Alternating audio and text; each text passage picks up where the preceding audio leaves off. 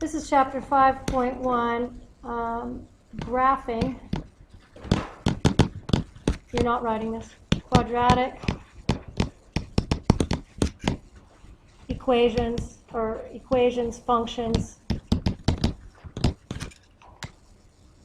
using a table of values. This is why you need both ors.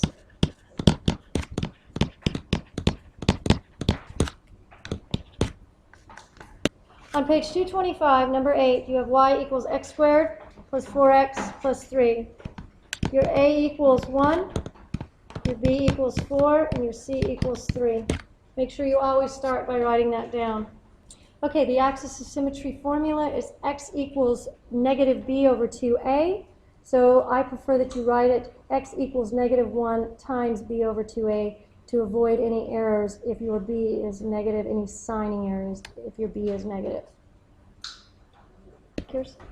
Okay, so you end up with x equals negative 1 times 4 over 2 times 1 when you substitute. X equals negative 1 times 4 over 2. X equals negative 1 times 4 divided by 2 is 2. So x equals negative 2. Go ahead on your graph and draw in the axis of symmetry. Okay, so your axis of symmetry is going to be x equals negative 2. That is the equation. So at negative 2, you are going to draw a vertical broken line that crosses the x-axis at negative 2. Your equation is x equals negative 2. Make sure you write that. That is also the x-coordinate of the vertex. So step 2 is to find the vertex. You already know your x-coordinate is negative 2, so you're left with finding your y-coordinate.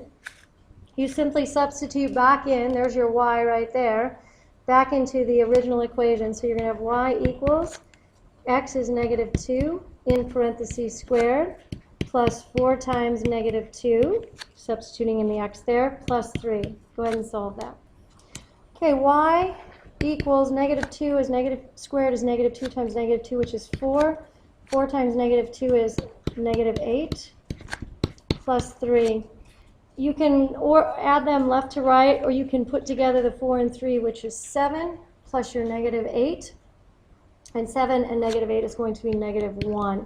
So your ordered pair for your vertex is negative 2, negative 1. Plot that ordered pair. We'll label it in a moment. You need to know whether your parabola opens up or down. Take a minute to think about that. It opens up because the A is 1, which is positive. So we're going to label the vertex down below so it's not in the way. Negative 2, negative 1. That is one of our 5 points.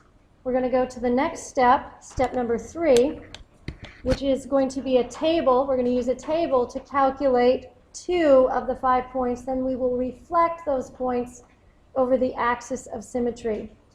We are going to go ahead and choose numbers that are to the right of this. 0 is always a really nice number because what happens is you're going to end up with just the c value left, which is 3. So 0 is going to work fine for us.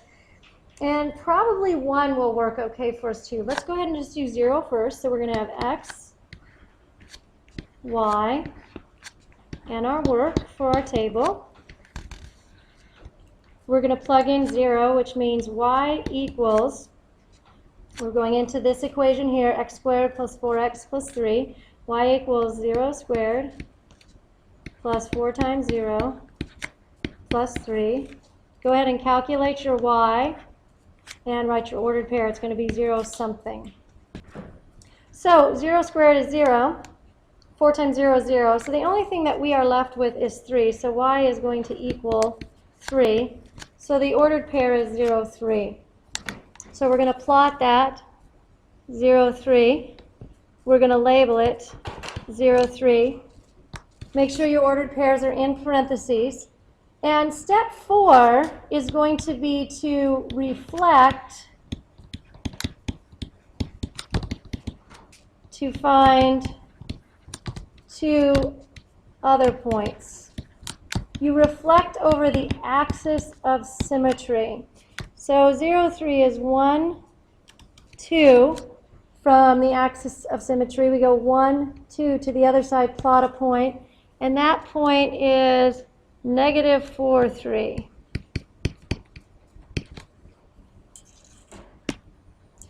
We're going to try to use 1 because 1 is positive versus using negative 1. So if I plug in 1, we're going to have y equals 1 squared plus 4 times 1 plus 3. 1 squared is 1, so y equals 1 plus 4 plus 3. And 1 plus 4 is 5 plus 3 more is 8, so y equals 8. The ordered pair is 1, 8. Go ahead and graph that. So we're going to go 1, 8. Label it. It's 1, 2, 3 from the axis of symmetry. Reflect it. This is step 4 over the left side. And you're going to end up with negative 5, 8.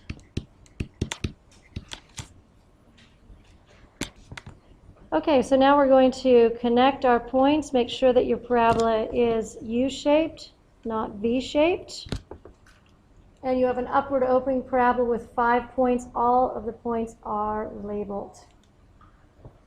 Okay, you did not actually need a table of values on this because your A was 1. Your absolute value of A is 1. So you could have used what you know about the parent function, which is to go out 1, up 1. That would have put you here. Go back 1, up 1. That would have put you here. Now, we didn't actually calculate those points, but you could have used that. Then you could have gone out 2 to the right of the vertex. So 1, 2, and up 1, 2, 3, 4. And it would have put you right there. So go out 2 and up 1, 2, 3, 4, which would have put you at 0, 3. This was negative 1, 0, that one right there. And then we could have gone back 1 and up 1, which is at negative 3, 0. And we could have just gone back to 1, 2, and then up 1, 2, 3, 4, which puts you right at negative 4, 3. So in fact, you would have had different points, but you could have used what you know about the parent function in order to calculate a total of 4 more points in addition to the vertex. So this table of values is fine, but you could have also just said used parent function pattern. So we could have put or used parent function pattern. And you could have just showed how I showed with the blue how you use the parent function pattern. I would have been fine with that. So whenever your A is 1 or negative 1, the absolute value of A is 1, then you may use that parent function pattern to help you.